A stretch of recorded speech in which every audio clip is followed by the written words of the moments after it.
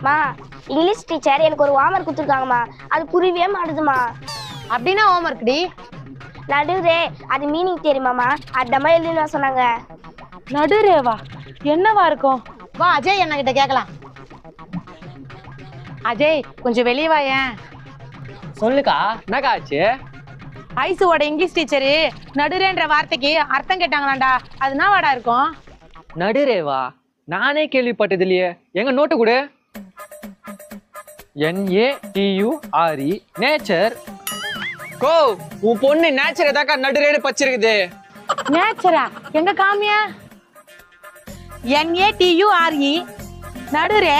அது எப்படி நேச்சர் ஆகும்? எங்களை ஏமாத்தலான்னு பாக்குறியா? கோ இது நேச்சர் தான்க்கா. டேய் எனக்கு தெரியாது இங்கிலீஷ. நடுரே போய் நேச்சர்னு சொல்ற.